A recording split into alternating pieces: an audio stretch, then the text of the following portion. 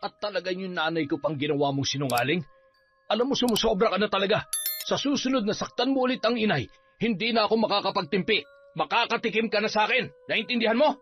O yan, magluto ko ng hapunan natin. Pagod at gutom na ako. Bilisan mo! Tama nga ang hinala ko.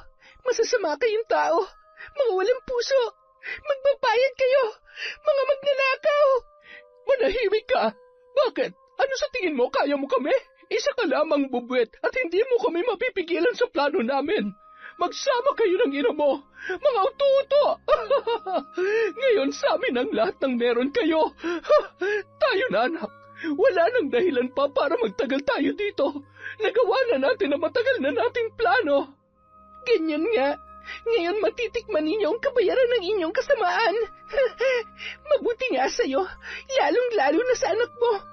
Pero sa katulad mong isang konsentidor na ina na nagpalaki ng halimaw, dapat lang na magtusa ka.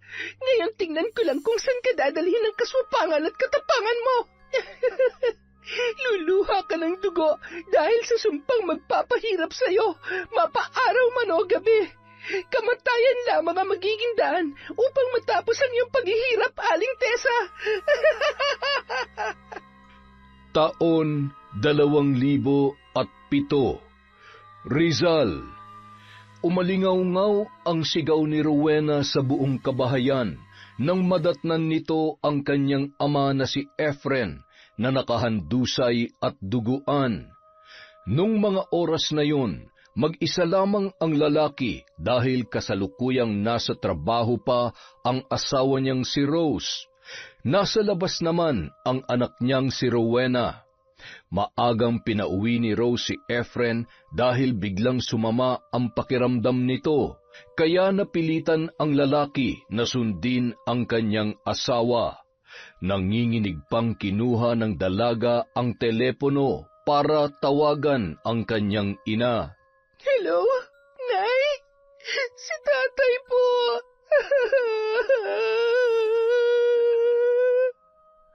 Bakit, Rowena? Bakit ka umiiyak? Ano nangyari sa tatay mo? Si Tatay, Nay! Ano nga nangyari sa tatay mo? Rowena naman, pinapakaba mo ako eh. Anak, magsalita ka. Nasaan ang tatay mo? Ano nangyari sa kanya? Nay, bilisan niyo po. Kailangan natin siyang dalhin sa ospital. Pagkarinig ni Rose sa mga sinabi ng kanyang anak na dalaga tungkol sa kanyang asawang si Efren, agad niyang binaba ang telepono at nagmamadaling umuwi. Iniwan niya na lamang ang tindahan sa isa sa kanyang mga tauhan. Nang makarating ang babae ay nadatnan nito ang anak na si Rowena. Nayakap-yakap ang ama at walang tigil sa pag-iyak. Rowena, Efren, Diyos ko po, dalhin na natin siya sa ospital. Efren, gumising ka. Nay, wala na po si Tatay. Hindi anak, halika na. Tulungan mo na akong buhatin ng tatay mo. Bilisan mo, Rowena. Hindi papatay ang tatay mo. Hindi niya tayo pwedeng iwan. Hindi papatay ang asawa ko.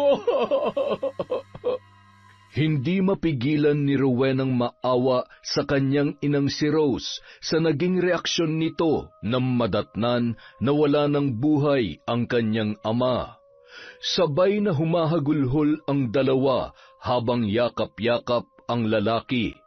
Pilit na niyuyugyug ni Rose ang katawan ni Efren at hindi matanggap ang pagkamatay nito. Nay, tama na po. Wala na po tayong magagawa. Iniwan na po tayo ni Tatay. Hindi pwede. Efren, asawa ko. Makalipas ang ilang minuto, nang mahimasmasan si Rose, doon niya pa lamang naisip na usisain ang kanyang anak kung ano ang tunay na nangyari. Nagsidatingan na rin ng mga oras na yon ang kanilang mga kapitbahay nang marinig ang ingay na nagmumula sa kanilang bahay. Maging ang mga yon ay nabigla sa pagkamatay ni Efren. Kanya-kanya silang haka-haka kung ano ang dahilan ng pagpanaw ng lalaki dahil wala man lamang nakakita sa nangyari. Kawawa naman si paring Efren, maagang nawala sa mundo. Naniniwala ba kayo na nadulas siya't nabagok ang ulo? Hindi kaya sinadyang pagkamatay niya? Nakakapagtaka kasi, ang lakas-lakas pa niya. Hindi siya basta-basta madudulas sa sahig. Ano ka ba? Aksidente nangyari kay Efren. Ganun talagang buhay. Kapag oras mo na talaga. Kawawa naman yung mag-ina, lalo na si Rowena. Maaga na ulila sa ama. Makalipas ang 1 linggo, nailibing na ang bangkay ni Efren. Halos mahimatay si Rose nang makita na unti-unting tinatabunan ng simento ang hukay kung saan nakalagay ang kabaong ng kanyang asawa. Araw-araw natulala ang babae at halos wala ng ganang kumilos. Maging ang kanilang negosyo ay napabayaan na rin niya. Labis naman ang awang nararamdaman ni Rowena para sa kanyang ina. Nay, nalulungkot po ako na makita kayong ganyan. Alam ko po ang sakit na nararamdaman ninyo, pero kailangan niyo pong bumangon. Kung nasaan man po si tatay ngayon, hindi siya papayag na magkaganyan po kayo, Nay. Magpalakas kayo. Nandito pa po ako. Ano na lamang ang mangyayari sa akin kapag kayo na ang sumuko? Paano po pag nagkasakit kayo dahil sa ginagawa ninyo? Ilang araw na kayong walang maayos na tulog at wala kayong ganang kumain. Pasensya ka na, anak. Hanggang ngayon hindi ko pa rin kasi matanggap na iniwan na tayo ng tatay mo. Pakiramdam ko, hindi ko kayang mabuhay na wala siya. Naiintindihan ko po kayo, Nay. Pero sana naman po maisip niyo rin po kung ano mararamdaman ko. Wala na po si tatay. Dahil sa ginagawa niyo, baka pati kayo mawala na rin sa akin. At tuluyan nang pumatak ang butil-butil na luha ni Rose mula sa kanyang mga mata habang pinakikinggan ang sinasabi ng kanyang anak. Doon niya lamang napagtanto ang mga bagay-bagay. Simula nang maglabas ng saloobin ang kanyang anak tungkol sa kanyang nararamdaman, pinilit ni Rose na muling bumangon at magpatuloy. Makalipas ang ilang araw, hindi maipaliwanag ni Rowena ang tuwang naramdaman nang makita ang ina na nag-aasikaso sa kusina. Totoo po ba nakikita ko? Hindi po ba ako nananaginip? Ano ka ba naman, anak? Maghilamos ka na at kakain na tayo. Nakapagluto na ako ng agahan natin. Mamaya pupunta ako sa tindahan. Marami akong dapat ayusin. Hoy, Rowena, naririnig mo ba ako? Ha? Natutuwa lang po ako na unti-unti na kayong bumabalik sa dati. Salamat po dahil nakinig kayo sa akin, Nay. Sabay po nating haharapin ang lahat ng problema. Tandaan niyo po na palagi lamang ako nasa tabi niyo. Mahal na mahal ko po kayo, Nay. Payakap nga sa mahal na mahal kong anak. Tama ka. Marami pang dahilan para bumangon. Maraming salamat dahil hindi mo sinukuan si nanay. Salamat dahil hindi ka nagsawang ipaalala sa akin na hindi pa katapusan ng mundo, na hanggat nabubuhay tayo, mayroon pang pag-asa. Kung nakikita lang tayo ni tatay ngayon, sa palagay ko masayang-masaya siya. Masaya siya dahil hindi niyo hinayaan na lamunin kayo ng lungkot at tuluyang mawalan ng gana sa buhay.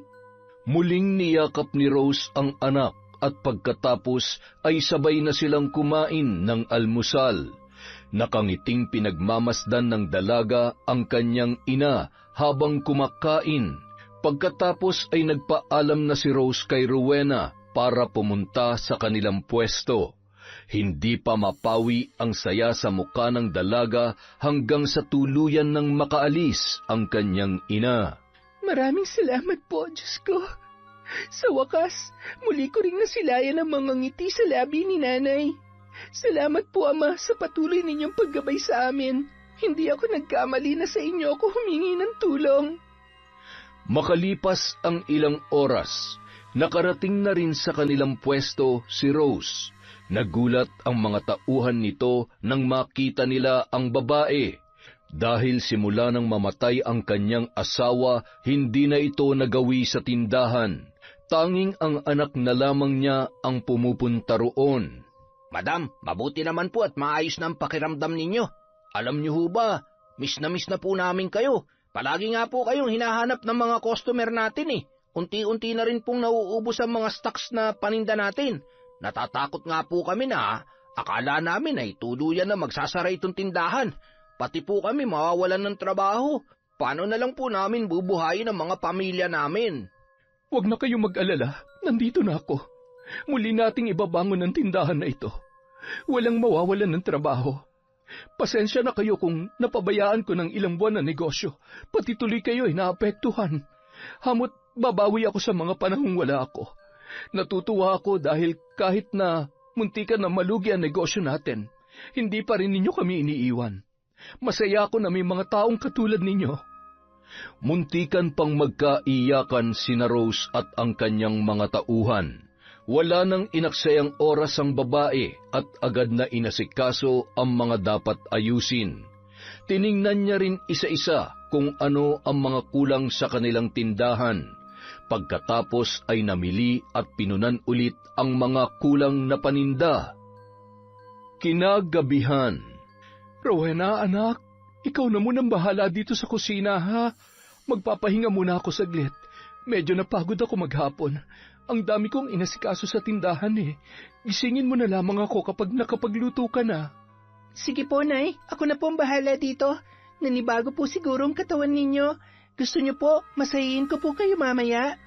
Sige anak, gusto ko yan. Basta gisingin mo na lamang ako kapag kakain na tayo. Baka kasi mapasarap ang tulog ko eh. Makalipas ang isang oras, nakatapos ng mag-asikaso si Rowena sa kusina. Naghain na rin siya ng kanilang hapunan. Tumungo siya sa kwarto para gisingin ang noon ay mahimbing na natutulog na si Rose. Pinagmamasdan niya ang maamong mukha noon habang bahagyang nakabuka ang bibig at humihilik. Kawawa naman si nanay. Mukhang napagod ng husto. Ay, Nay, gising na po. Kakain na po tayo. Nakahain na po ako. Anak, ang sakit ng katawan ko. Medyo busog pa naman ako dahil nagmerienda ako kanina. Sige po, itatabi ko na lamang po yung ulam ninyo. I love you, Nanay. Good night po. Inayos ni Rowena ang kumot ng kanyang ina bago yun lumabas sa kwarto at dahan-dahang isinara ang pinto. Kumain na lamang mag-isa si Rowena.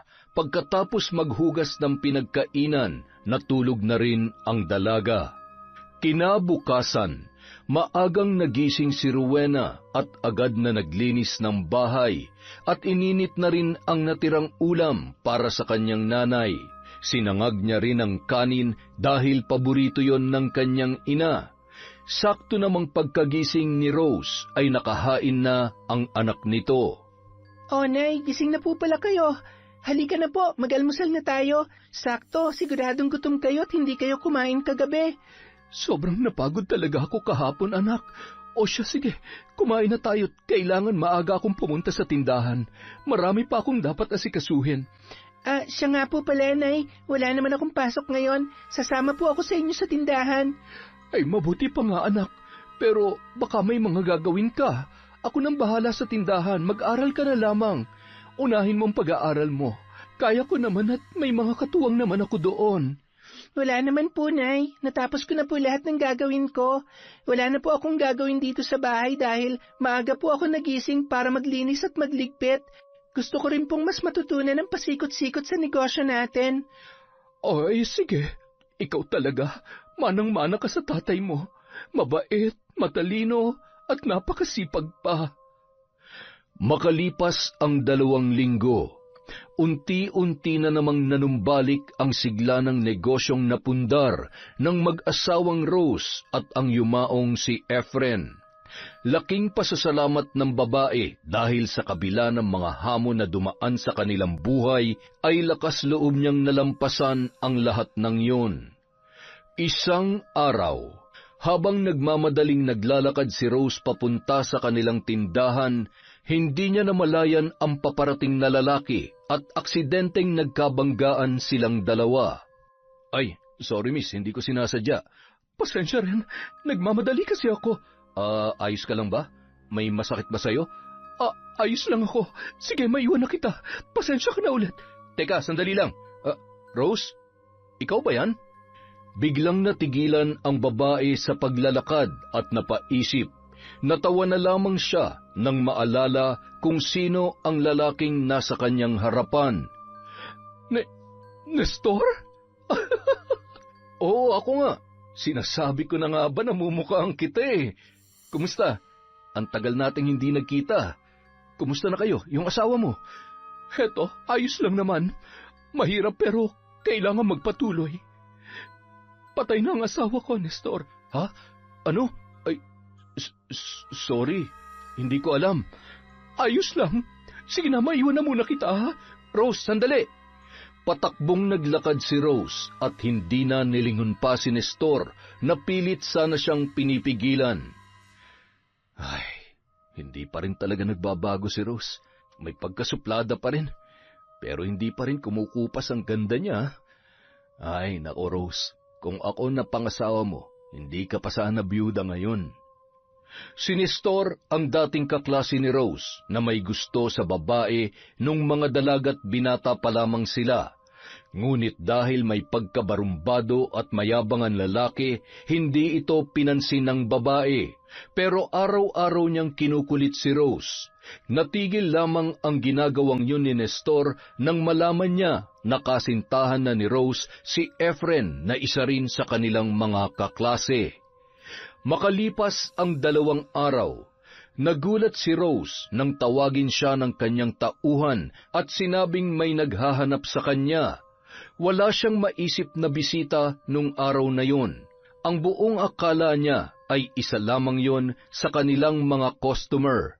Nestor, anong ginagawa mo dito? At paano mo nalaman ang pwesto ko? Ako pa ba? Nagtanong-tanong ako sa mga tao dito kung saan ang bahay mo. Dito ako tinuro sa tindahan. Abay, akalain mong negosyante ka na pala ngayon? Ano bang sadya mo? Marami kasi akong inaasikaso dito sa tindahan. Importante ba yan? Ay nako, hindi ka pa rin talaga nagbabago. Hanggang ngayon ba naman, kailangan mo pa rin akong sungitan? Hindi naman sa ganon. Marami lang talaga akong ginagawa. Simula nung mamatay si Efren, mag-isa ko nang pinapatakbo ito negosyo namin. Muntikan pang ang malugi at magsara. Sandali, ano nga bang pinunta mo dito? Ikaw naman? Gusto ko lang naman mangumusta. Lalo na nung mabalitaan ko na patay na nga yung asawa mo. Alam ko kasi ang pakiramdam ng mawalan ng mahal sa buhay. Bakit? Patay na rin ba ang asawa mo? Hindi. Namatay na rin kasi yung mga magulang ko. Asawa? Wala akong asawa. Alam mo ba, simula nung mag-asawa ka, nawalan na ako ng gana maghanap ng iba. Alam mo naman na ikaw lang ang babaeng gusto kong makasama habang buhay.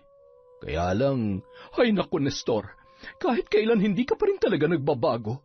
Bolero at babaero ka pa rin. Ang dami-dami babae dyan, kaya kalimutan mo na ako. Sandali nga lang at tatapusin ko muna itong ginagawa ko, ha? Pasensya ka na talaga. Ang dami kong inaasikaso ngayon eh. Kahit noong sila ay nag-aaral pa, ganoon na talaga ang ugali ni Nestor. Napailing na lamang si Rose habang tinatapos ang kanyang ginagawa. Kahit na medyo nayayamot ang babae dahil sa mga samot-saring banat ng lalaki, hinayaan niya na lamang yun na magpatuloy sa pagkukwento. Nung matapos na ang kanyang ginagawa ay napilitan na rin yun na makipagkwentuhan kay Nestor. Kahit hindi niya aminin, kahit papaano ay nawala ang bigat na nararamdaman niya nang maikwento niya sa lalaki ang hirap ng kanyang pinagdaanan. Hindi niya rin maitatanggi na kahit hindi niya gaanong gusto ang ugali ni Nestor ay napapatawa siya nito. Yan, dapat laging ganyan. Mas lalo kang gumaganda kapag nakangiti ka eh. Mula kasi nun, kapag kinakausap kita, parang Biyernes Santo na lang lagi ang mukha mo. Ay, mabuti na lang at napapangiti na kita ngayon. Oh, ikaw naman ang magkwento tungkol sa buhay mo. Gusto ko yung totoo, ha? Baka naman puro kasinungalingan lang ang sasabihin mo sa akin. Grabe ka naman. Ganyan ba talagang pagkakakilala mo sa akin? Sinungaling? Maliban sa pagiging mayabang at babaero mo, wala naman talaga akong ibang alam tungkol sa'yo. Nagbago na ako. Hindi na ako kagaya nung dati. Tsaka totoo naman talaga yung sinabi ko sa'yo. Hindi na ako nag-asawa mula nung nagkatuluyan kayo ni Efren. Pero baka ngayon magbago na ang isip ko. Ha? Anong ibig mo sabihin? Wala. Sabi ko baka sakaling makahanap pa ako. Hindi pa naman huli ang lahat. Tsaka bata pa naman ako. Malakas pa naman ang tuhod ko. Ikaw talaga puro kakalokohan. Magseryoso ka nga. Kaya siguro walang babaeng naniniwala at nagkakagusto sa iyo eh. Ay. Ilang sandali pa, biglang natigil ang pag-uusap ng dalawa nang biglang dumating si Rowena. Mano po, Nay? Oh, anak, bakit ang aga mo? Wala ka na bang pasok? Anak? Uy, may anak ka pala? Oo, si Rowena, ang nag-iisang anak namin ni Efren. Rowena, anak, magmano ka sa tito Nestor mo. Kaklase namin siya ng tatay mo noong high school. Mano po? Kaawaan ka ng Diyos, iha. Manang-mana sa iyong anak mo, Rosa. Ganyan na ganyan ka rin kaganda noon. Napatitig si Rowena kay Nestor mula ulo hanggang paa. Hindi niya gusto ang patuloy na pakikipagbiruan nito sa kanyang ina. Hindi niya maipaliwanag na sa unang kita niya pa lamang sa lalaki ay mukha ng mainit ang kanyang dugo rito. Maya-maya pa nagpaalam na si Nestor sa mag-ina. Matipid ng ngiti lamang ang itinugon ni Rowena sa lalaki sabay tumalikod. Nay, nanliligaw po ba sa inyong lalaking yon? Sus Mariosep ka naman anak, bakit mo naman naisip yan? Kilabutan ka nga sa sinabi mo. Hindi pa nga inaabot ng taon nang mawala ang tatay mo eh. Tapos ngayon magpapaligaw na ako. Anak naman, baka kurutin ako sa singit ng tatay mo o di kaya naman ay biglang bumangon yun sa hukay. Ay, kumakatingin naman kasi sa inyo, parang ewan. Huh? Ganun talaga si Nestor anak, kaya hindi na ako nanibago sa ugali niya. Huwag ka mag-alala, hindi naman ako magpapaligaw sa tulad niya. Ang tatay Efren mo lang ang tanging lalaking minahal ko at ang tanging lalaki na mamahalin ko. Dapat lang, Nay. Wala makakapalit kay tatay. Tsaka kung sakali man na magpaligaw ka, wag naman sa lalaking yon. Mukhang hindi mapagkakatiwalaan. Ewan ko ba, hindi magandang pakiramdam ko sa kanya. Ang anak ko talaga, kung ano-ano ang iniisip. Magmerienda ka na nga lang at maya-maya ay magsasara na tayo. Samantala, nang makarating sa kanilang bahay si Nestor ay pasipul-sipul pa yun. Nadatnan niya ang kanyang ina na si Aling Tessa na nagluluto ng kanilang hapunan. Mukhang ang saya-saya ng anak ko ah. Saan ka ba nanggaling? Hindi lang basta masaya, Nay. Sobrang saya ko. Eh, bakit naman? Nanalo ka ba sa loto? Naka-jackpot ka ba? Yayaman na ba tayo? Ang inay naman talaga, pera na naman ang nasa isip. Nagkita po kami ni Rose, yung babaeng madalas kong ikinukwento sa inyo noon. Oo, ano naman ngayon kung nagkita kayo? Di ba may asawa na yon? Ano bang balita sa kanya? Patay na ho si Efren, yung asawa niya. Biyuda na siya ngayon. Ibig sabihin, pwede ko na ipagpatuloy yung naudlot kong panliligaw sa kanya noon. Sa tingin mo, porket biyuda na siya, papayag na siyang ligawan mo? Kung noon nga hindi ka nagtagumpay, ngayon pa kaya? Nay naman, wagas naman kayo kung makatawa dyan. Wala kaya tang tiwala sa anak mo eh. Magaling kaya tong dumiskarte. Wala talaga. Tsaka ano naman ang mapapala mo sa babaeng yon? Eh wala ka naman matinong trabaho tapos dadagdag ka pa ng palamunin? Diyan ka nagkakamali, Nay. Jackpot tayo kay Rose. Malakas ang negosyo niya. Kung sakali mapapangasawa ko siya, di ba lahat ng kayamanan niya mapapasakin din? Para na rin ako nanalo sa loto noon. Anong sabi mo? May negosyo si Rose? Totoo ba yan, anak? Totoong totoo, Nay. Aba, ayos, Nestor. Kung ganon, edi sige, susuportahan kita sa binabalak mo. Nanay talaga, ibang klase. Pag pera pinag-uusapan, ang bilis magbago ng isip. Ano ka ba? Pareho lang tayo, no? Oh, kailan ka magsisimula manigaw? Gusto mo samahan kita? Ipagluto natin. Nay, relax. Ano ka ba? Masisira pa diskarte ko niyan eh. Siyempre, hindi muna sa ngayon. Kamamatay lang nung asawa niya eh. Dahan-dahan lang. Kukunin ko muna ang loob niya. Tapos, saka na ako magsasabi ng totoo kong intensyon sa kanya. Baka naman kasi sabihin niya, sinasamantala ko yung kalungkutan niya.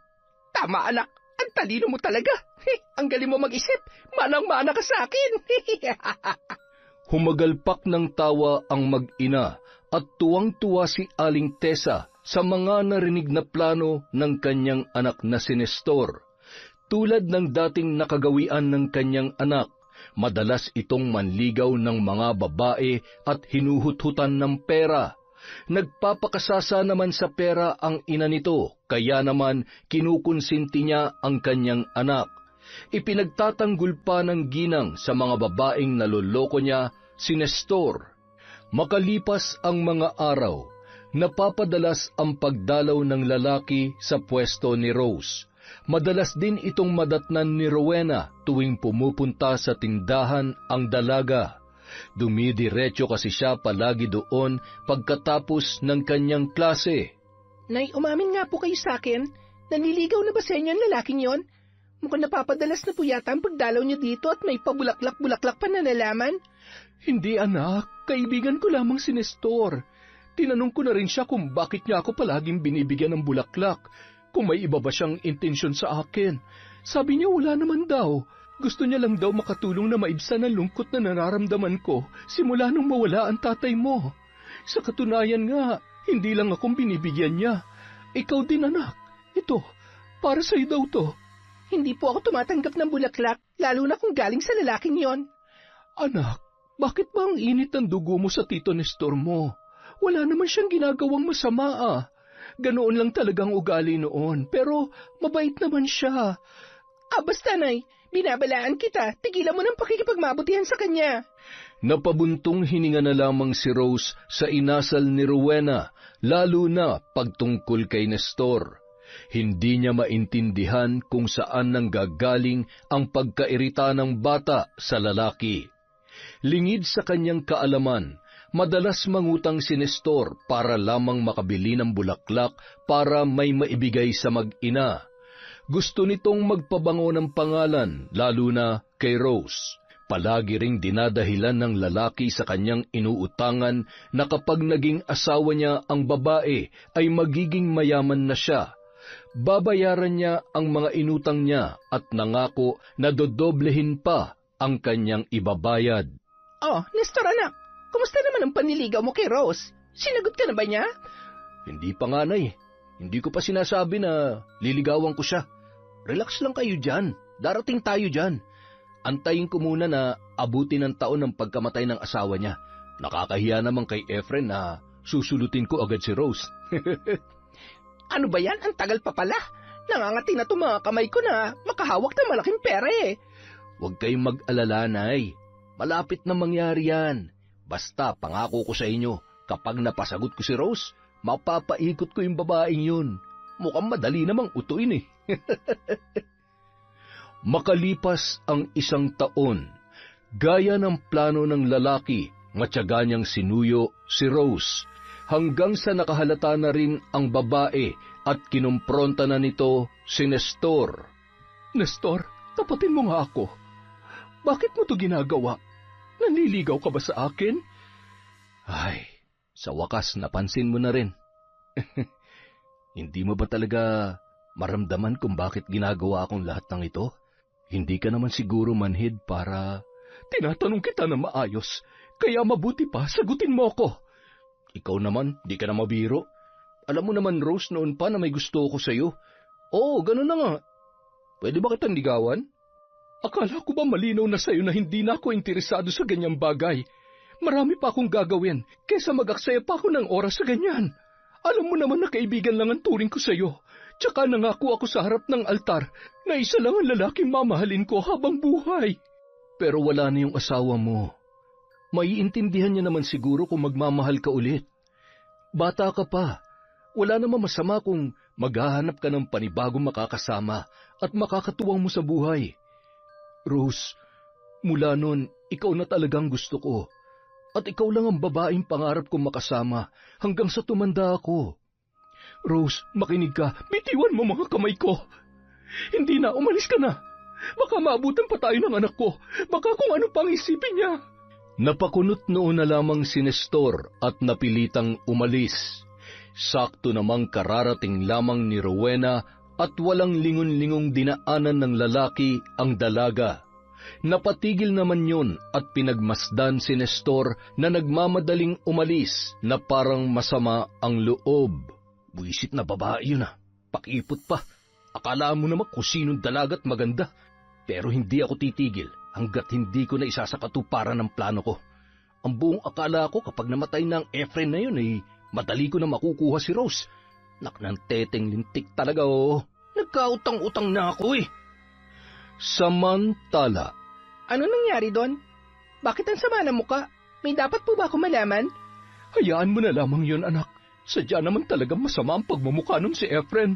Sabay tumalikod ang ginang at nagkunwari na lamang na mayroong ginagawa.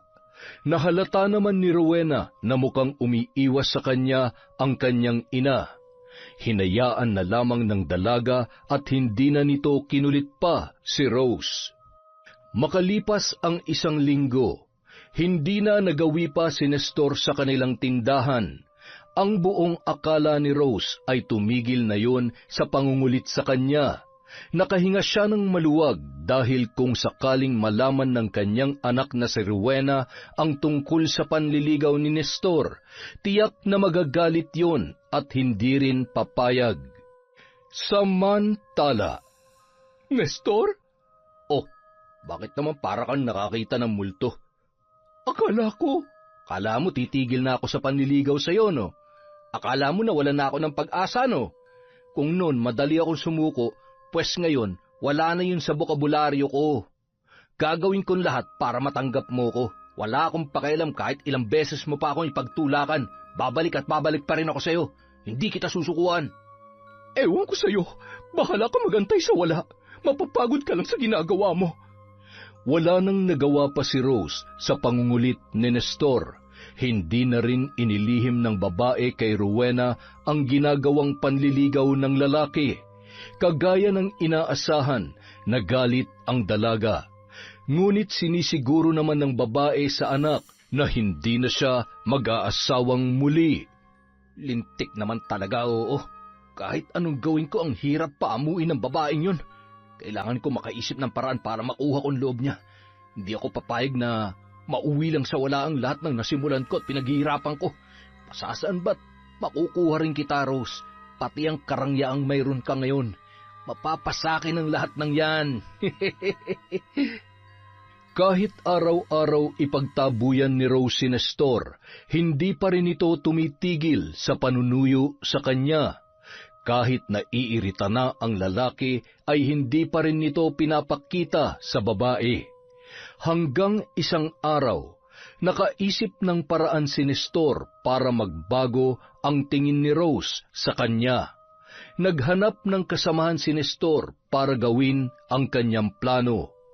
Siguraduhin mo lang na babayaran mo kami ng malaki para sa pinapagawa mo, ha? Oo na, basta gawin nyo na lang ang trabaho nyo. Gawin nyo na maayos ang inuutos ko, ha? Siguraduhin nyo lang na hindi kayo papalpak at hindi ako sasabit. Maliwanag ba? Areglado, basta hindi ka sasablay sa usapan, ha? Sisiw lang naman yung pinapagawa mo sa amin, Kinabukasan, matapos ang buong maghapon, pinauna nang umuwi ni Rose ang kanyang mga tauhan at nagpaiwan siya sa tindahan. May mga kailangan pa kasi siyang asikasuhin. Sa kabilang banda, naghihintay ang 2 lalaki na babayaran ni Nestor para gawin ang kanyang inuutos. Habang naghihintay naman si Nestor kung kailan siya susugod, hinintay muna ng 2 lalaki na magsara ang tindahan ni Rose. Ang tagal naman lumabas ng Rose na yan. Bakit hindi pa natin pasukin? Mag-isa lang naman yata sa loob yun, Maghintay lang kayo. Sundin yung plano ko. Mamaya lalabas na yan. Masyado kayo nagmamadali. Masisira ang diskarte ko sa inyo. Basta siguruhin nyo lang na hindi kayo papalpak, ha? Talaga bang sasaksakin ka namin? Baka matuluyan ka niyan. Mga siraulo pala kayo eh. Malamang hindi nyo naman ako papatayin. Please lang, ha? Kailangan lang magmukhang kapanipaniwala at magmumukha akong superhero sa mga mata ni Rose. Ang galing mo talaga, Nestor. Parang pampelikulang utak mo. Ganyan na ganyan ang napapanood ko at oo nga, napaiibig na lalaki yung babae dahil sa pagligtas niya. Bilib na talaga ako sa'yo, pare. Ang daldal mo. O ayan na, magsasara na si Rose. Siguraduhin nyo lang nagagalingan yung pag-arte, ha? Kung hindi, malilintikan kayo sa akin. Sige na, ano pa hinihintay nyo? Gawin nyo ng plano. Kagaya ng kanilang napag-usapan, agad na sinimulan ng dalawang lalaki ang kanilang gagawin. Nagpalinga-linga muna sila kung may ibang tao sa paligid. Nang masiguro nila na walang ibang makakakita sa kanila, hindi na nagpatumpik-tumpik pa ang dalawa at agad na tinutukan ng balisong si Rose. Hold up to! Ibigay mo sa amin ang bag mo at huwag ka magkakamaling sumigaw, kung hindi masasaktan ka. Maawa kayo sa akin. Huwag niyo akong sasaktan. Kunin niyo na lang itong bag ko. Sa inyo na lahat ng pera. Parang awa niyo na huwag niyo lamang akong sasaktan. Madali ka naman palang kausap eh. Akin na yung bag mo. Tulong! Sige, subukan mong sumigaw. Malilintikan ka talaga sa akin. Tulong! Magnanakaw! Abat, nalintikan na. Akmang sasaktan na sana ng lalaki si Rose nang biglang dumating si Nestor. Hoy! Bitiwan niyo si Rose! Mga walang hiya kayo! Huwag ka makikialam kung ayaw mo masaktan! Itinulak ng lalaki si Rose, hinablot ang bag at akmang tatakbo na sana ang dalawa nang harangin ni Nestor ang mga lalaki. Nagpalitan ng suntok ang tatlo hanggang sa nabitawan ng isang lalaki ang hawak nitong balisong. Bugbog sarado ang dalawa kay Nestor at napahandusay pa yun sa simento.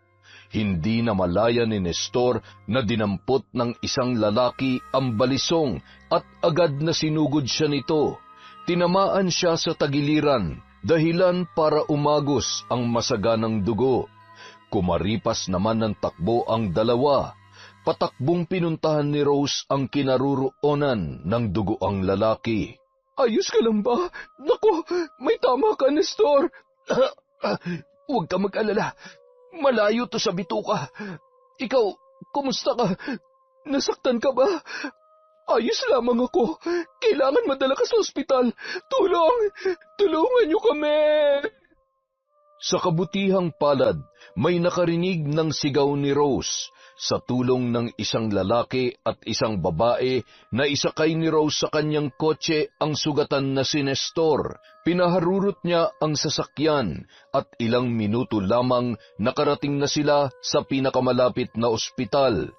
Nabalitaan ni Rowena ang nangyari kaya agad na pinuntahan nito ang kanyang ina. Nay, kumusta po kayo? Nag-alala po ako ng husto nung malaman ko ang nangyari. Ayos lang po ba kayo? Hindi po ba kayo nasaktan? Ayos lamang ako, anak. Mabuti na lamang at dumating ang tito Nestor mo. Kung hindi, baka kung ano na nangyari sa akin. Kaya lang, siya naman ito napahamak. Kung hindi dahil sa pagtulong niya sa akin, hindi sana siya masasaksak ng mga magnanakaw na nagtangka sa buhay ko. Palihim na napangiti si Nestor habang nakikinig sa pinag-uusapan ng mag-ina. Sa tingin niya, nagtagumpay siya sa kanyang plano. Mukhang nakuha niya na ang loob ni Rose. Makalipas ang isang araw, agad namang nakalabas ng ospital si Nestor dahil hindi naman ganoon kalalim ang natamo nitong sugat sa kanyang tagiliran. Mabuti naman at maayos ng kalagayan mo, Nestor. Alam mo ba na nag-alala ako ng gusto sa'yo? Hindi ako nakatulog kagabi dahil nagigilty ako sa nangyari. Hindi ko siguro mapapatawad ang sarili ko kung merong nangyaring masama sa'yo. Ano ka ba, Rose? Huwag mong sisihin ang sarili mo. Alam mo naman na lahat handa akong gawin para sa'yo. Ganun kita kamahal kaya handa ako magbuwis ng buhay. Mailigtas ka lang sa kung anumang kapahamakan. Kaya kong gawin ang lahat. Mapatunayan ko lamang sa iyo na seryoso ako sa nararamdaman ko. Paniwalang-paniwala si Rose sa matatamis na salita ng lalaki. Sa katunayan, mukhang biglang nagbago na ang pakikitungo niya kay Nestor mula nang mailigtas nito ang kanyang buhay. Ngunit lingid sa kanyang kaalaman, walang katotohanan ang lahat ng mga lumalabas na salita sa bibig ng lalaki. Ang lahat ng mga yon ay parte lamang ng kanyang plano. Simula nung araw na yon, halos araw-araw na namang bumibisita si Nestor sa tindahan ni Rose. At lumipas ang 1 buwan, isinama na siya ng babae sa kanilang bahay. Wow! Ang ganda pala ng bahay niyo. Ang sarap siguro ng pakiramdam kapag nakatira ka sa ganitong bahay. Ang yaman mo na talaga, Rose. Hindi naman. Nakakaluwag-luwag lang sa buhay. Ito ang katas ng pinaghirapan namin ni Efren. Sayang nga lang at maaga siyang nawala. Marami pa sana kaming pangarap. Ano ka ba? Huwag mo na nga yang isipin. Ayan, ang lungkot na naman tuloy ng mukha mo. Sige ka, papangit ka niyan. Kalimutan mo na nakaraan. Alam ko kung nasan man ngayon si paring Efren, tiyak na masaya na siya ngayon para sa'yo. Hindi naman siguro siya tututol kung muli ka mag-aasawa. Maiintindihan niya naman yun, di ba? Biglang natahimik si Rose at malalim na buntong hininga na lamang ang kanyang pinakawalan. Oo, maiintindihan niya naman siguro kung susubukan kong magmahal muli. Ha? Anong ibig mong sabihin? Tinatanggap ko na ang pagmamahal mo, Nestor. Talaga? Ibig sabihin tayo na? Oo, sinasagot na kita. Yes! Ang tagal kong hinintay ang araw na to, Rose. Mahal na mahal kita at pinapangako ko na magiging masaya ka sa piling ko. Salamat. Salamat at tinanggap mo ako sa buhay mo. Parang dalaga't binata ang naging reaksyon ng dalawa. Kasalukuyan namang kararating lamang ni Rowena noong mga oras na yon. Naggulat ang dalaga ng pagbukas niya ng pinto, nadatnan niya silang nakaupo sa sala at magkahawak pa ang mga kamay. Nay, anong ibig sabihin nito? Rowena, anak, huwag ka sana mabibigla. Kami na ng tito Nestor mo. Po? Hindi pwede. Umiiyak na tumakbo si Rowena papasok sa kanyang kwarto. Hindi matanggap ng dalaga na sinagot na ng kanyang ina ang kanyang tito Nestor. Nagalit siya sa kanyang nanay dahil hindi nito pinanindigan ang kanyang sinabi. Samantala, nagkunwaring nalungkot si Nestor sa reaksyon ng dalaga, pero ang totoo, wala siyang pakialam kung ayaw sa kanya ng anak ni Rose. Ang mahalaga lamang sa kanya ay nakuha niya na ang loob ng babae at madali niya na lamang itong mapapaikot sa kanyang mga kamay. Mukhang ayaw yata talaga sa akin ng anak mo. Hindi naman. Nabigla lamang yon. Huwag ka mag-alala. Kakausapin ko na lang ang anak ko at ipapaintindi ko sa kanya ang sitwasyon. Sige na. Uuwi na muna ako para makapag-usap kayo. Mahal kita, Rosa. Wala man lang bang kiss dyan bago ako umalis? Sira. Sige na, umalis ka na. Magkita na lang tayo bukas sa tindahan. May pa-flying kiss pa si Nestor bago sinara ang pintuan. Hindi naman napigilan ni Rose ang kiligin at ngumiti, habang nakadungaw si Rowena at inis na pinagmamasdan ang dalawa. Nakita naman ni Rose ang dalaga na nakatingin sa kanila, sabay tumalikod at pumasok sa kwarto. Agad na umakyat ang ina at kumatok sa pintuan noon. Anak, buksan mo ang pinto. Please, mag-usap naman tayo. Ayaw kitang kausap, Nay. Sinungaling ka. Anak, hindi ganun yun. Siguro naman maiintindihan mo si nanay. Mahal na mahal ko kayo ng tatay mo at hindi ko siya mapapalitan dito sa puso ko. Bakit ka mag-aasawa ulit? Tapos yun pang lalaking yun. Akala ko ba kami lang ang mahal mo? Kami ni tatay. Anak, sige na, buksan mo na itong pinto. Ipapaliwanag ko sa iyo ang lahat. Makinig ka muna sa akin. Hindi niyo na po kailangan magpaliwanag. Malinaw na po sa akin ang lahat. Iwan niyo na po muna ako, Nay. Gusto ko po mapag-isa. Walang nagawa si Rose kundi iwan na lamang si Rowena. Hindi niya na ito pinilit pa at pinahupa na lamang muna ang nararamdaman ng anak. Nag-asikaso na lamang ang babae ng kanilang kakainin. Samantala, tuwang-tuwa naman si Tessa sa binalita sa kanya ng anak na si Nestor.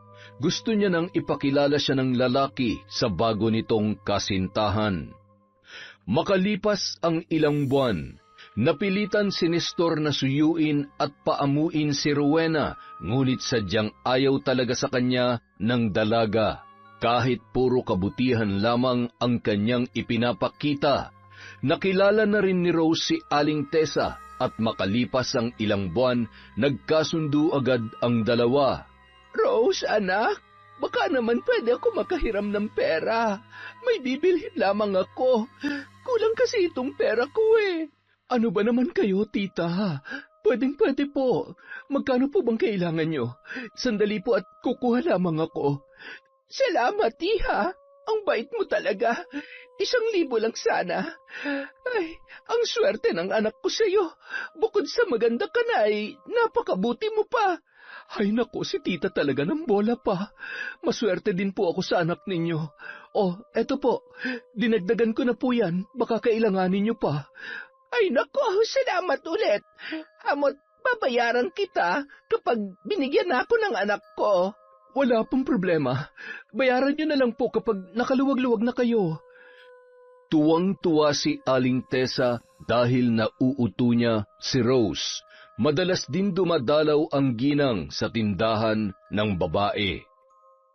Makalipas ang 6 na buwan, inutusan ni Aling Tessa ang anak nitong si Nestor na yayain ng pakasalan si Rose. Nang sa ganun, magkaroon na siya ng karapatan sa lahat ng ari-arian ng babae. Kaya napilitan ng lalaki na magtrabaho at mag-ipon para may panggastos siya sa pinaplano nilang kasal. Kinausap niya ng masinsinan si Rose at pumayag naman yon sa inaalok nito. Talaga? Payag ka ng pakasalan ako? Kaya lang, hindi pa sapatan na ipon kong pera eh. Gusto ko sana kasi maging legal na ang pagsasama natin. Kahit na wala na si Efren, pakiramdam ko, isa lang akong kabit. Di bale, sa susunod na nga lang, mag-iipon na lang muna ako. Ano ka ba? Huwag ka nga mag-isip ng ganyan. Huwag mo nang problemahin ang gastos. Ako nang bahala sa ibang gastusin natin. Kahit simple lang, ang importante, maikasal tayo. Talaga? Kaso, nakakahiya naman yata na ikaw pa ang gagastos ng mas malaki, samantalang ako ang lalaki. Tumigil ka nga dyan. Naiintindihan ko naman yon. Hindi naman natin kailangang ipaalam na akong gagastos at saka natural lang na magtutulungan tayo sa kahit na anong bagay. Gaya ng napag-usapan, itinuloy nila ang kasalan. Kahit na mabigat sa pakiramdam ni Rowena ay wala na siyang nagawa sa desisyon ng kanyang ina. Kagaya ng sabi ni Rose, simpleng dinaos ng dalawa ang kanilang kasal. Makalipas ang ilang araw, dahil sa mababa lamang ang sahod ni Nestor sa kanyang trabaho, nagdesisyon si Rose na patigilin na ito at tulungan na lamang siya sa pagpapatakbo ng kanyang negosyo.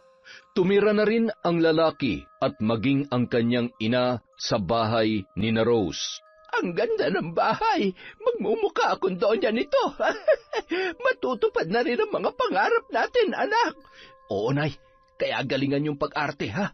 Kailangan mapaniwala natin si Rose na malinis ang hangarin natin sa kanila, na hindi lang perang habol natin sa kanya. Natigil ang pag-uusap ng mag-ina nang dumating si Rose sa sala at niyaya na ang dalawang kumain. Tinawag na rin ng babae si Rowena, ngunit hindi ito sumabay sa kanila. Palaging nakakulong sa kwarto ang dalaga at iniiwasan ang mag-inang sina Aling Tessa at Nestor. Makalipas ang ilang buwan, natutunan na ni Nestor ang pasikot-sikot ng negosyo, ngunit napapadalas din ang paghingi nito ng pera kay Rose, lalo na ang kanyang nanay na si Aling Tessa. Ngunit ipinagsawalang bahala lamang yon ng babae, pero napapansin yon ni Rowena at madalas niyang pinaaalalahanan ang kanyang ina. Nay, hindi pa ba kayo nakakahalata? Pera lang ang habol na mag-inang yan sa inyo. Mag-iingat po kayo. Baka isang araw magising na lamang kayo na limas na ang lahat ng perang pinaghirapan nyo na maraming taon. Anak naman, baka mamaya'y marinig ka ng Tito Nestor mo at ni Nanay Tessa. Nakakahiya na pinagbibintangan mo sila. Anak, pinagpagura naman ng tito mo ang perang ibinibigay ko. Tinutulungan niya ako sa negosyo natin. Malaki ang tulong niya, kaya kung pwede lang, baguhin mo na ang tingin mo sa kanya. Pero parang sobra-sobra naman na po yata yung binibigay nyo, Nay. Tinatanong niyo po ba kung saan niya ginagastos yung pera?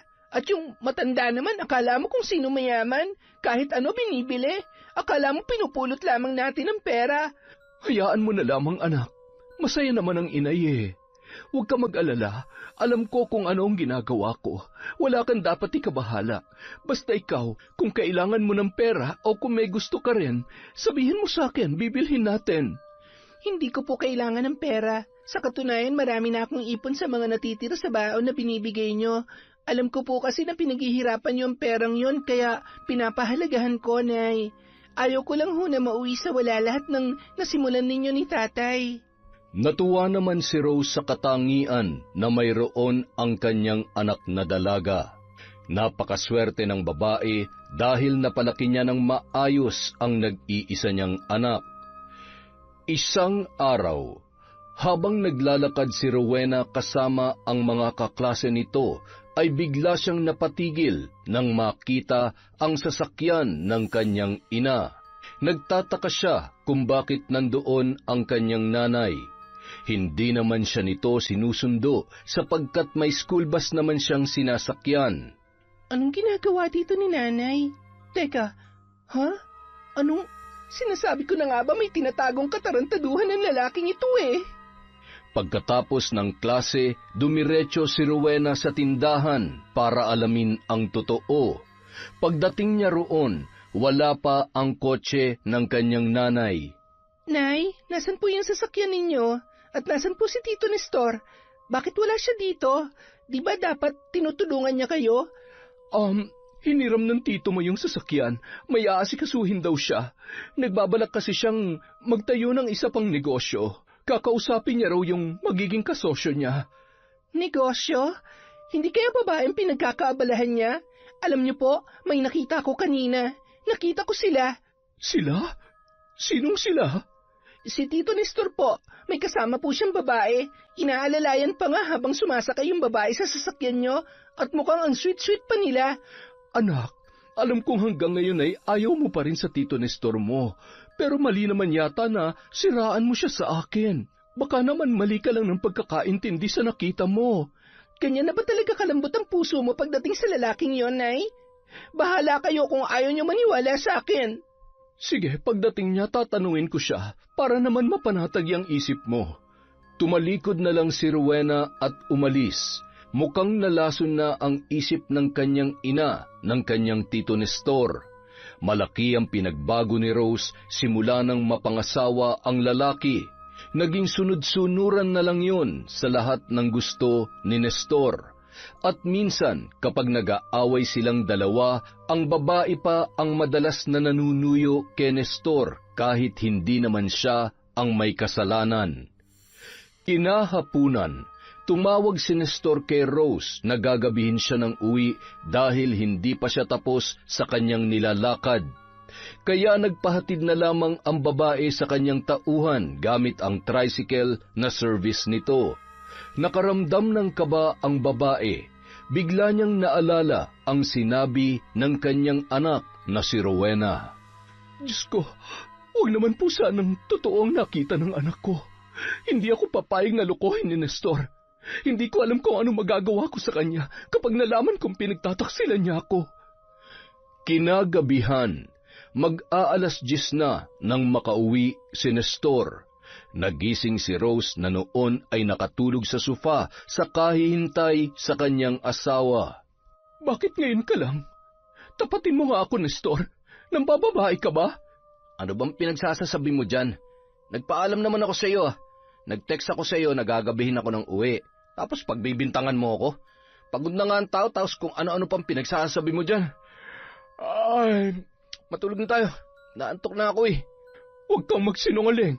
Si Rowena mismo nakakita sa iyo. Totoo ba? Totoo bang nakita ng anak ko? Magsabi ka ng totoo, Nestor. Sino yung kasama mo? Sino yung babaeng isinakay mo sa kotse ko? Malakas na sampal ang natamo ni Rose mula sa mabigat na kamay ni Nestor. Nagising naman si Rowena sa ingay na narinig nito. Maging si Aling Tessa ay nagising din. Agad na bumaba si Rowena para saklolohan ang kanyang inang umiiyak habang hawak-hawak ang kanyang muka. Anong nangyayari dito? Walang hiya ka? Anong karapatan mo para saktan ng nanay ko? Rose, mahal, pasensya na, hindi ko sinasadya. Nabigla lamang ako sa mga binintang mo sa akin. Rowena, hindi ko intensyon na saktan ng nanay mo. Ikaw naman pala, Rose eh.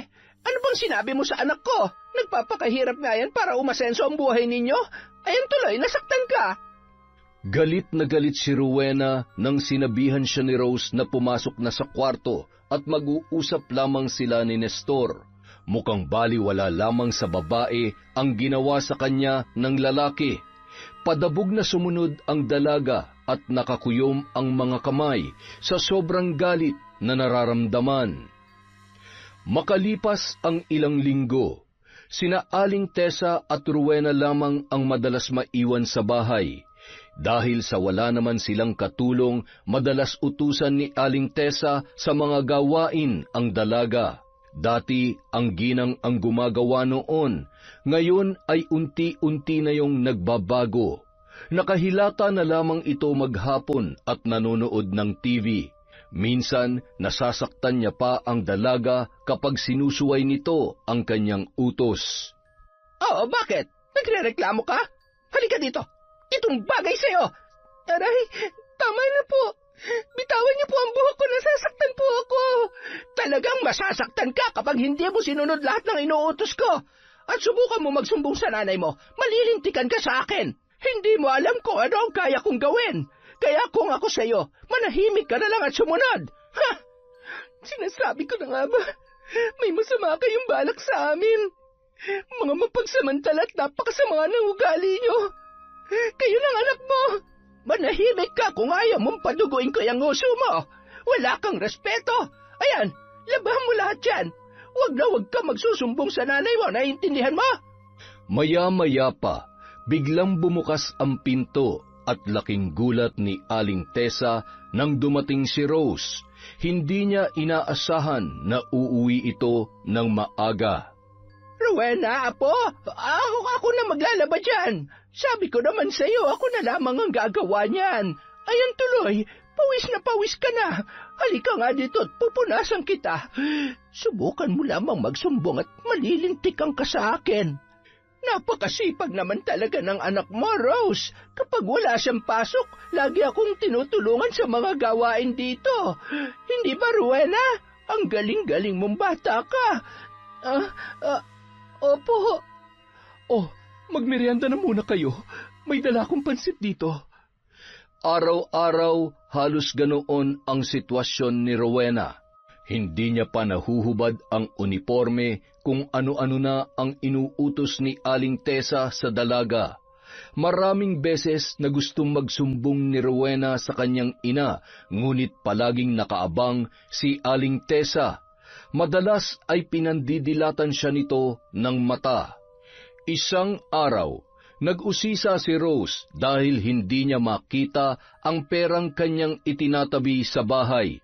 Tumanggi naman si Nestor, wala raw siyang kinukuhang pera. Nang nagkakagulo na ang dalawa, lumapit sa kanila si Aling Tessa. Baka naman si Rowena ang kumuha. Hindi naman sa pinagbibintangan ko yung bata. Nakita ko siyang pumasok dyan kahapon. At nakita ko rin o isang araw, mukhang napapabarkada yung anak mo. Hindi po yun magagawa ni Rowena. Kailanman ay hindi niya nagawang basta na lamang kumuha ng pera. Anong ibig mo sabihin? Ako bang pinagbibintangan mo? Nakita mismo ng dalawa kong mga mata na siya lang ang pumasok dyan kahapon. Bakit hindi mo halugugin ang kwarto niya? Baka doon niya tinatago ang pera. May ipon naman po ang anak ko, kaya malabo po mangyari yon. Bakit hindi mo subukan maghanap? Alam mo naman siguro kung magkano ang perang nawawala sa'yo. Gaya ng sinabi ni Aling Tessa, nagsimulang maghalughog si Rose sa kwarto ni Rowena. Nakita niya ang alkansya kung saan nilalagay ng dalaga ang kanyang mga ipon. Ngunit laking gulat ng babae nang iangat ni Aling Tessa ang kama ng dalaga. Bumungad sa kanya ang nawawalang pera ni Rose. Samantala, masaya si Rowena na binuksan ang kanilang pintuan para sabihin sa ina ang magandang balita na siya ang nangunguna sa kanilang klase. Ngunit malakas na sampal ang sumalubong sa dalaga. Walang hiya kang bata ka. Kailan ka pa natutong mangupit? Yan bang natutunan mo sa pagbabarkada? Hindi kita pinalaki ng ganyan. Ha? Ano pong sinasabi niyo? Bakit niyo po ako sinampal, Nay? Magmamaang-maangan ka pa talaga. Ito ang nawawala kong pera. Bakit nasa kwarto mo? Hindi mo naman kailangan magnakaw, Rowena. Di ba sabi ko sa'yo pag may kailangan ka, magsabi ka lamang sa akin? Wala po ako ninanakaw. Hindi ko po ninakaw ang perang yan. At hindi ko po alam kung bakit nasa loob ng kwarto ko yan. Huwag ka na magsinungaling. Ayan ang ebidensya. Hindi ko mapapalampas ang ginawa mong ito. Simula ngayon, hindi ka na makakalabas ng bahay. Bawal ka na rin gumamit ng cellphone. Lahat ng gadget mo kukunin ko nang sa ganon magtino ka. Nay, maniwala po kayo sa akin. Hindi ko po kayang gawin ang binibintang niyo sa akin. Anak niyo po ako. Paniwalaan niyo naman po ako, Nay. Bumuhos ang masaganang luha ng dalaga dahil hindi siya magawang paniwalaan ng kanyang ina. Pagsapit ng gabi, nag-impake ng damit si Rowena.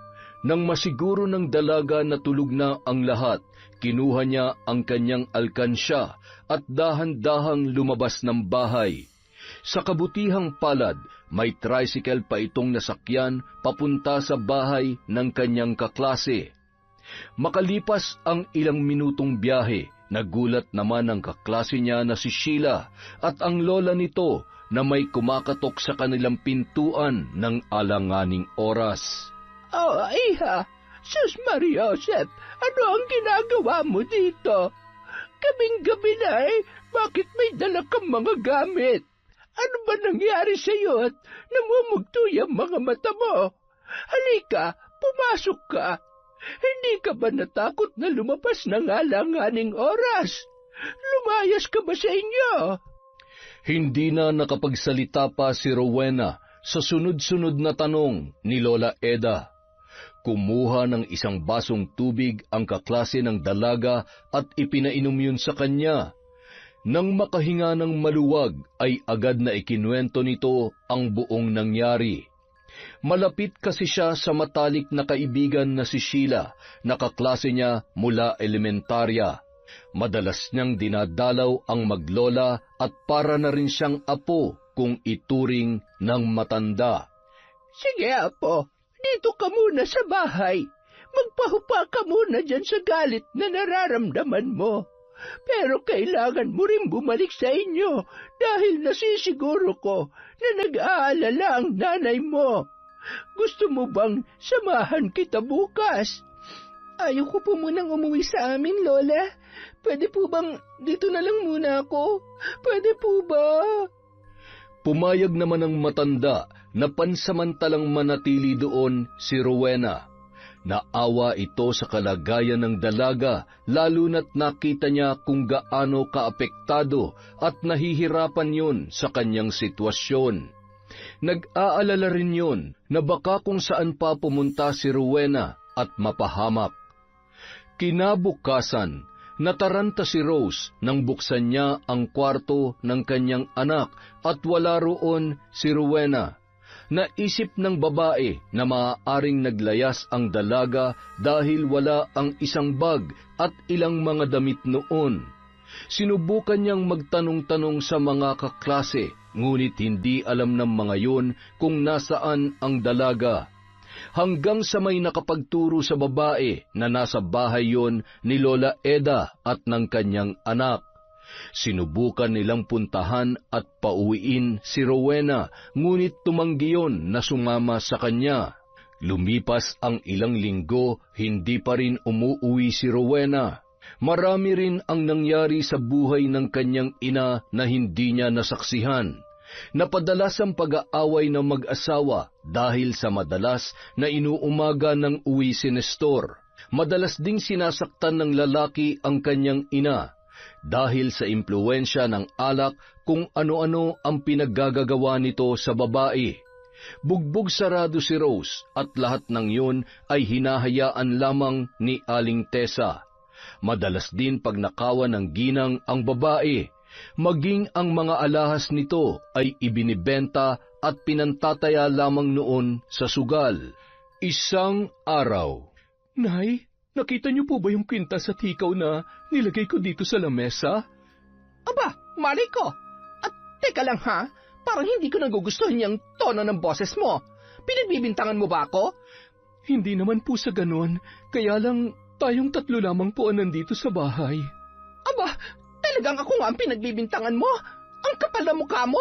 Ano akala mo sa akin magnanakaw? Porke ikaw nagpapakain sa akin, gaganyan-ganyanin mo na ako? Nay, nagtatanong lamang po ako. Hindi ko po kayo pinagbibintangan. Anong hindi? Sabi mo tayong tatlo lang ang nandito. Sino magnanakaw, si Nestor? Biglang natigilan ang dalawa nang dumating ang lalaki. Agad naman nagpaawa si Aling Tessa sa kanyang anak. Oh, ano nangyayari dito? Nay, ayos lang po ba kayo? Nestor, anak, pinagbibintangan ako ng magaling mong asawa. Nagnakaw ng mga alahas niya. At ang lakas ng loob niya, nasaktan ako. Nay, hindi kita sinaktan. Bakit po kayo nagsisinungaling? At talagang ang nanay ko pang ginawa mong sinungaling. Alam mo, sumusobra ka na. Sa susunod na saktan mo ulit ang nanay ko, makakatikim ka na sa akin. Naintindihan mo? O yan, magluto ka ng hapunan. Pagod na pagod ako, tsaka gutom ako. Bilisan mo. Pero masama ang pakiramdam ko. Hindi ko kaya magluto. Baka pwedeng... Anong pwede? Trabaho mong pagsilbihan ng asawa mo. Pasalamat ka nga't natutulungan ka ni nanay sa mga gawain dito sa bahay. Kung tutuusin, matanda ng nanay ko, kaya dapat hindi na siya nagkikikilos pa dito. Kung bakit kasi hindi ka nalang kumuha ng katulong eh. Napaatras si Rose nang ihagis sa kanya ni Nestor ang mga dala nitong gulay. Sasagot pa sana ang babae, ngunit nakaambana ang kamay noon sa kanyang muka. Isa-isang dinampot na lamang ni Rose ang mga gulay habang nag-uunahang tumulo ang kanyang mga luha. Naiinis sa sarili dahil sa sarili niyang pamamahay ay mukhang nawalan na siya ng karapatan. Matapos siya magluto, inihanda na niya ang mesa para makakain na ang mag-ina. Hindi na sumabay ang babae, sa halip ay pumasok na lamang siya sa kanyang kwarto at doon niya ibinuhos ang kanyang sama ng loob. Isang araw, hindi maipaliwanag ni Rowena ang kanyang nararamdaman. Mas lalo lamang siyang kinutuban at naalala nito ang kanyang ina. Kaya naisip niyang puntahan sa bahay si Rose. Ngunit laking gulat ng dalaga nang marinig ang pag-uusap ng mag-inang sina Tessa at Nestor na animoy natataranta at nagmamadaling umalis. Mga hayop kayo! Nasaan si nanay? Anong ginawa niyo sa kanya? Bakit dala niyo ang pera niya? Rowena? Tama nga ang hinala ko. Masama kayong tao. Mga wala kayong puso. Magbabayad kayo. Mga magnanakaw. Manahimik ka! Bakit? Sa tingin mo ba kaya mo kami? Isa ka lang bubuet at hindi mo kami mapipigilan sa plano namin. Magsama kayo ng ina mo. Mga uto-uto. Ngayon, sa amin na lahat na meron kayo. Tayo na anak, wala nang dahilan para magtagal pa tayo dito. Nagawa na natin ang matagal na nating plano. Huh? Saan kayo pupunta? Hindi niyo matatakasan ang mga kasalanan ninyo. Balak sanang sugurin ni Rowena sina Aling Tessa, ngunit sa halip, ang dalaga ang nasaktan. Sinipa ng ginang ang dalaga at nginudngud pa nito ang kanyang muka sa sahig, dahilan para yun ay magkasugat. Yan ang bagay sa'yo. Pareho lang kayo ng nanay mo. Nagtatapang-tapangan, mga duwag naman pala. Nay, tayo na. Baka may makakita pa sa atin. Paano mag-inang ito? Baka magsumbong pa ito sa mga pulis. Malilintikan tayo. Kailangan madispatcha natin sila. Ako nang bahala sa kanila, Nay. Sige na, mauna na kayo sa kotse. Nagtungo sa kusina si Nestor at binuksan ng gasul tsaka niya sinindihan ng posporo. Nagliyab ang apoy sa kusina at agad na lumabas ang lalaki at pinaandar ang sasakyan. Samantala, walang malay si Rowena. Nagising lamang siya nang maamoy ang gas at naramdaman ang init sa paligid. Nagulantang ang dalaga nang imulat niya ang kanyang mga mata. Nakita niya ang unti-unting lumalaking apoy sa kusina at malapit na maabot ang kanyang kinaroroonan. Narinig niya ang pagsigaw ng kanyang ina mula sa kwarto, kaya kahit na pagapang pinilit niyang tumungo papunta roon. Hanggang sa makaipon ng lakas ay pinilit na bumangon at naglakad ng paika-ika. Nang mabuksan ng dalaga ang pintuan, bumungad sa kanya ang kanyang ina na punong-puno ng pasa ang muka at katawan. Nay, kailangan natin makalabas dito. Patawarin mo ko, anak. Patawarin mo ko.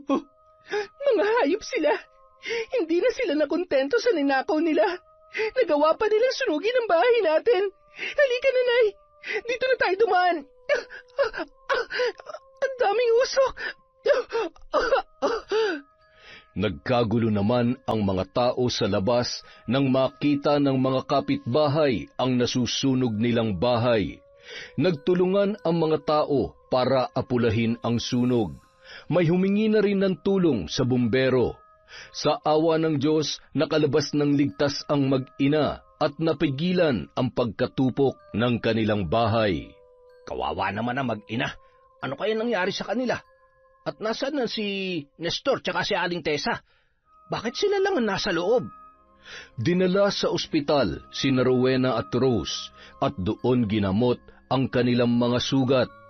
Labis ang panghihina ni Rose dahil sa pagkakabugbog sa katawan nito. At halos ilang araw din itong hindi makakain na maayos dahil sa pamamaga ng kanyang muka. Anak, patawarin mo ako kung hindi ako nakinig sa iyo. Kung sana lamang ay pinakinggan kita noon pa, hindi sana ito nangyari sa atin. Kasalanan kong lahat, pati tuloy ikaw na damay. Huwag niyo pong sisihin ang sarili niyo, Nay. Nangyari na po ang lahat. Ang mahalaga, ligtas tayo at nalaman na natin ang totoong pagkatao ng mga walang hiyang yon. Sisiguruhin ko na pagbabayaran nila ang lahat. Kinahapunan, nakalabas na ng ospital ang mag-ina. Pansamantalang nanuluyan sila sa kaibigan ng kanyang nanay. Habang ginagamot ni Rowena ang mga sugat ng ina, hindi niya mapigilan ang tumulo ang kanyang mga luha, dala ng awa at galit na nararamdaman. Biglang sumagi sa kanyang utak ang ikinwento ng kanyang kaklaseng si Sheila na isang mambabarang ang kanyang lola. Kaya naman, wala nang sinayang na sandali pa ang dalaga at pumunta sa bahay ng matanda.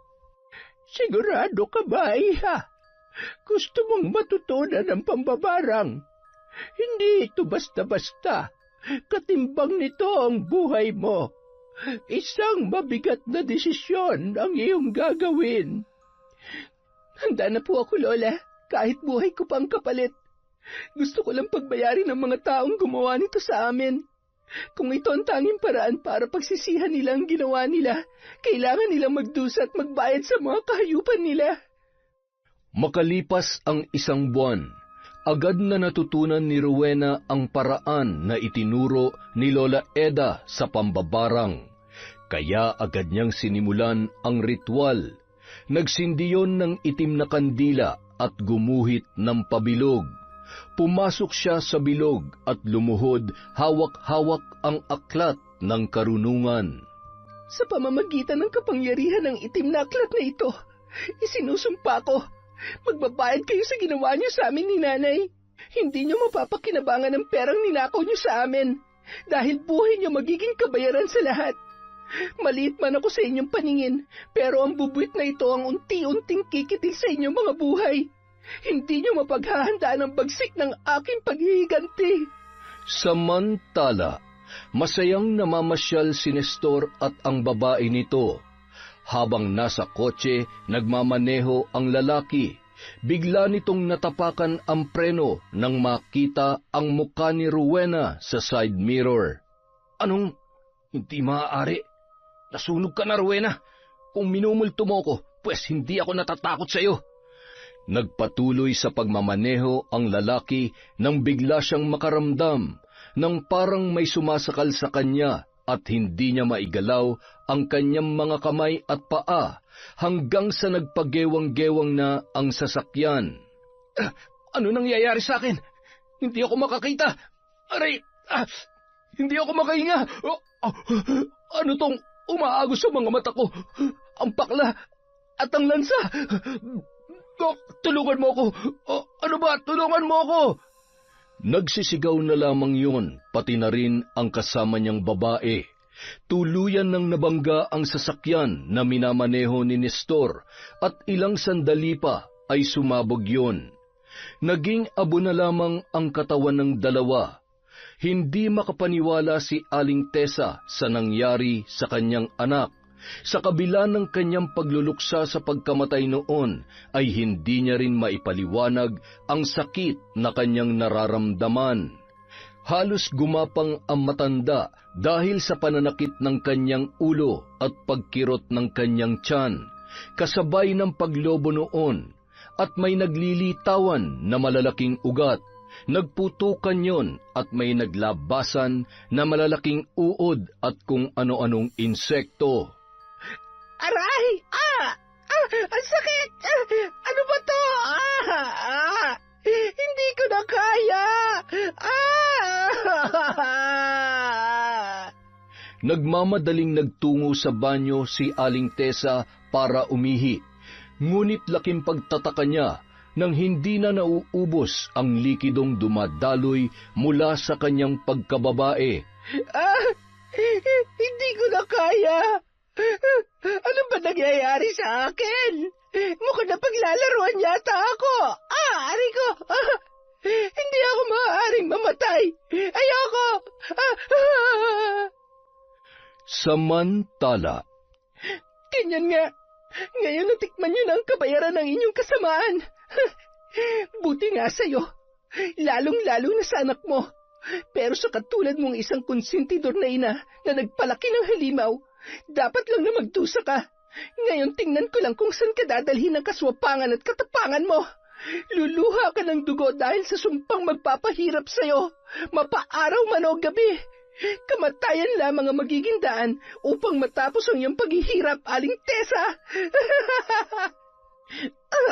Anak ko, bakit nangyayari sa atin to?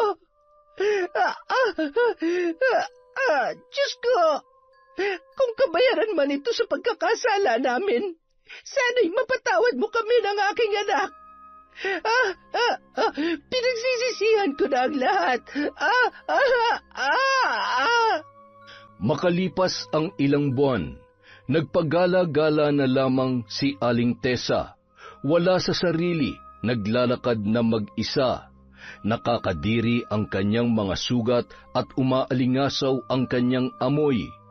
Kung ano-ano na ang nakasabit at nakatali sa kanyang mahabang buhok, at wala na rin sa sariling katinuan. Nestor? Anak? Nasaan ka ba? Hinahanap ka ni nanay. Hoy, ikaw, nakita mo bang anak ko? Gwapong-gwapo yun. Marami yung pera. Teka, anong pinagsasasabi nyo? Hindi pa patay ang anak ko. Hindi patay si Nestor. Shhh! Buhay ang anak ko. Marami siyang pera. Oh, ayun siya. Anak, sandali lang. Hintayin mo si Nanay Nestor. Mayroon namang naawa sa ginang at nagmagandang loob na ipatingin sa manggagamot, Dinala siya sa isang albularyo dahil pinaniniwalaan niya na nabarang ang ginang. Totoo nga na nabarang siya, ngunit wala na akong magagawa para siya'y mapagaling. Malakas ang kapangyarihan ng gumawa nito. Pinalakas ito ng kanyang galit at puot na nararamdaman. Tanging ang magagawa ko lamang ay magamot ang kanyang mga sugat. Ngunit natitiyak ko na babalik at babalik lamang ito hanggat hindi binabawi ng mambabarang ang sumpa. Samantala, walang paglagyan ang tuwa sa puso ni Rowena dahil sa wakas nakapaghiganti na rin siya sa taong nanakit sa kanila. Ngunit nalaman din ni Rose na ang anak niya ang may kagagawan noon. Anak, patawarin mo si nanay. Dahil sa katangahan ko nakagawa ka ng kasamaan. Nabahira ng kasamaan ang iyong mga kamay. Itigil mo na yan. Diyos na lamang ang bahala magparusa sa kanya. Bigyan mo ng puwang ang puso mo para magpatawad. Magsimula tayo muli. Tayong dalawa. Babangon tayo, anak. Mahal na mahal ka ni nanay. Hindi ko mapapatawad ang sarili ko kapag napahamak ka ng dahil sa akin. Tapos, nanay. Nagawa ko na. Nakamit na natin ang hustisya. Sana magsilbing aral ito sa atin at lalo na po sa inyo. Alam ko po na isang malaking kasalanan sa Diyos ang paggamit ng itim na kapangyarihan, pero hindi ko hahayaan na mamuhay sila na malaya sa mga kasalanan nila. Pagkatapos noon, paunti-unti man bumangon ang mag-ina at hindi na sila nawalan ng pag-asa. Mas itinuon na lamang ni Rose ang kanyang atensyon sa kanyang negosyo at sa kanyang anak. Makalipas ang ilang taon, nakapagtapos na rin sa pag-aaral si Rowena at unti-unti na nilang sinimulan ang pagpapatayo ng bago nilang bahay. Konting tiis na lamang, anak. Magkakabahay na ulit tayo. Hindi man kasing gara noong una, ang mahalaga, magkasama pa rin tayo at masaya na tayo ngayon. Mahal na mahal ko po kayo, Nay. Masaya po ako na kayo ang kasama ko palagi. Wala na makakasira at makakapagpahiwalay sa atin. Yon! Isa na namang magandang kwento. Sa susunod na po, ulit ang ating shout-out. Maraming salamat po sa walang sawang pakikinig sa Kwentong Enteng.